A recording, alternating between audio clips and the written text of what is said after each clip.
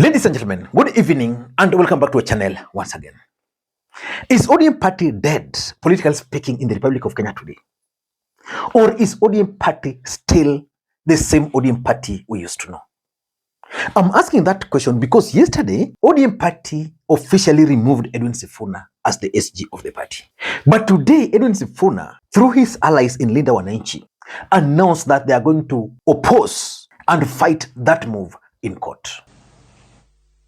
Late last evening, we were made aware of the decision by the ODM party, NEC, purporting for the second time to remove Secretary General Edwin Sifuna from office. On the face of it, the decision bears similarities with the first one in February, and procedural, unfair, and contrary to the party's constitution. After consultation with our legal teams earlier this morning, it has been decided to once again test the propriety of the purported ouster in the courts because we are convinced it should suffer the same fate as the first one in February. Is there need for Edwin Sifuna to continue fighting for the position in ODM party? The mission in 2027 is not to make Sifuna senator. The mission in 2027 is to rescue our country. Whatever it takes, Trevor, if it takes Sifuna losing the Senate of Nairobi to kick William Ruto out and make him a one-term president, so be it. That is a higher calling than me being senator. The reason anybody goes to the ballot to re-elect a president is the things they have done for them at an individual level. How has he managed the affairs of the country? How has he managed the economy? Are Kenyans happier? Are Kenyans in a better place than when he took over? How is the state of health? How is the state of education? How is the state of our economy, Trevor? If you are telling me that you're going to re-elect Ruto because he gave Baba a lift from the hotel to the venue of the AUC election, there's something very wrong with you. Ladies and gentlemen, in this video, I want to reveal to you guys why Edwin Sifuna is fighting for his position as the SG of ODM party. Why he's not willing to let it go. Before I do that, in case you're watching this channel for the first time, please do not forget to click that subscribe button. Ladies and gentlemen, Edwin Sifuna has options. And for me, I've narrowed down his options to 5. Because in this video, I want to reveal to you guys why Edwin Sifuna is fighting to retain his position as the SG of the party. But first of all, let us look at Edwin Sifuna's options ahead of 2027. His first option is to remain in the party and fight from within. Probably, that's exactly the script he's following. But do you think Edwin Sifuna is justified to continue fighting for his space within ODM party? Because if you were to ask any person who is serious politically speaking, who is honest, they will tell you that Edwin Sifuna and his group left ODM long time ago. Babu Owino has a party. Caleb Amisi has already formed his party. Omondi Karoli announced publicly that he will not defend his seat on ODM party. He did this even when Raila Odinga was still alive. Anthony Kibagendi and Richard Onyonka have moved with Matiang'i to his new political party. But these are the people who are telling Sifuna, don't resign. Why do you think he's doing this? Probably he wants to continue remaining in the party and fight from within. And this group are the ones helping him. Do you think that's a good strategy? For me, it's a good strategy, but it also has disadvantage. His second option, which I think by July, because I've talked to so many of his allies, they're telling me in July, before August there, form his own party. Mimi nataka kuambia Edwin, nilianza kukataza from the word go. Wachana na chama ya wenyewe, usikii. Sasa saa hii umetupwa nje. Na mimi nilikuwa naomba usiku na mchana, utupwe nje ukwende kabisa. Chama, mimi niliambia ukijana, hii chama ya ODM, hukuleta mabati, hukuleta misumari, hata hukupanda juu kagongelea, unakatalia nyumba ya wenyewe. Hii nyumba ya ODM ni nyumba ya Wajaluo. Wachana na Wajaluo wajipange. So Edwin Sifuna is going to form his own political party. And according to sources, that party is going to be registered by none other than Omondi Karoli. And that can explain why today Edwin Sifuna allowed Omondi Karoli to be the face of their movement. Remember, Orengo was not there. We've been doing this work for 9 years now as spokespeople. So, Carol.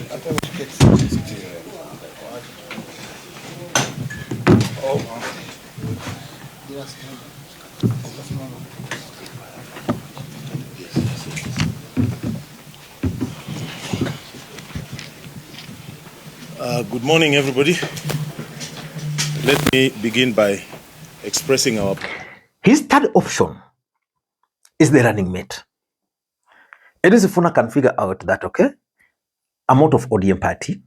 Let me settle for a running mate.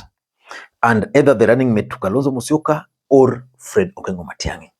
For me, the best ticket would be Kalonzo and Sifuna. Or Matiang'i, the presidential candidate, and Kalonzo, the running mate. So he can opt for that. The advantage of that is that he might not need a party. He will run under that party or they register a coalition party, the way Azimio did in the last election. And then they can call it the way Kalonzo was proposing, something Linda Wananchi's coalition, blah, blah. That's another option for Sifuna. And importantly, the fourth option, which I think will bury him if he were to try it again, is to go back to the Senate.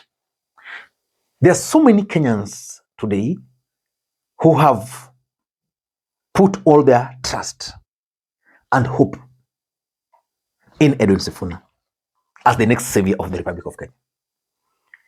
And all these things Edwin Sifuna have done, you can't tell me he will decide to go back as the senator.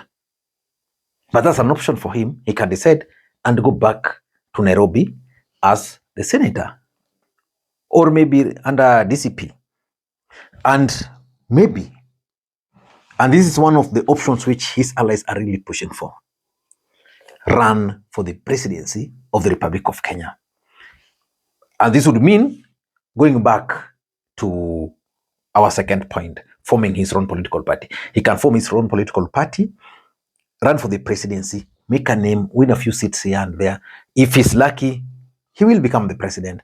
If not, he will use the experience now to build himself. Because even Raila Odinga died without becoming the president of the Republic of Kenya. But why do you think Edwin Sifuna is not willing to leave ODM party?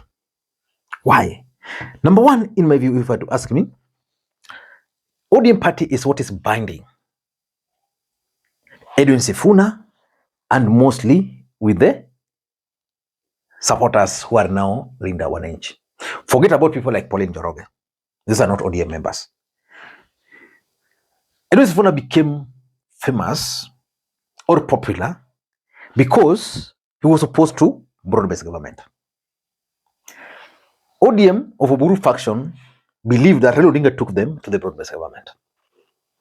Even when Raila Odinga was alive, Edwin Sifuna was still opposed to broad-based government. The truth of the matter is that majority of ODM supporters did not embrace the broad-based government, even when Raila Odinga was still alive. So most of these people were like, they were accepting the broad-based government because Raila was there, but Shingo Pande. With the death of Raila Amolo Odinga, it became impossible for them. They just needed someone to rally them. Edwin Sifuna came forth. And most of these people are actually members of ODM party. So what Edwin Sifuna is facing today is that he knows that majority of his supporters are in ODM. They are opposed to broad-based government. But he's not sure whether if he were to form a new political party, most of those people will go with him. That's why he's delaying. In short, Edwin Sifuna is literally managing the ODM supporters. That's number one. Number two, there's the parliamentary positions. Edwin Sifuna is a member of PAC. Edwin Sifuna is the deputy minority whip in the National Assembly, in the Senate. Is it whip or deputy majority leader? Minority leader in the Senate. Those positions, they come with benefits. So you will not want to lose them. And again, if you were to leave even those, you look at it critically. As the SG of the party, he enjoys a lot of benefits. Even when Sifuna goes somewhere, he's treated as the SG of the party. He can meet delegates. Edwin Sifuna can still call party officials from Korea or maybe from Siaya under the capacity of the party leader, of the party SG. Once he leaves ODM, most of these guys might not go with him. That is the challenge. And for me, it's good for him, but again, he needs to decide, because his failure to decide is also exposing a weakness, which, just like Ndindi Nyoro was exposed the other day, will come to hurt him. And number three, I also think there's one fear he has. The fear of being seen to surrender. The fear of being seen to be defeated. If Sifuna were to today leave ODM party, who is going to have the last laugh? Oburu Odinga group. I've been studying Edwin Sifuna, and I'm 100% convinced that one of the reasons why he is still insisting is because he doesn't want to be seen to surrender.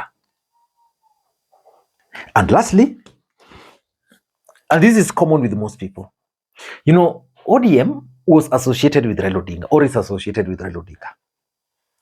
ODM has been in existence for 20 years.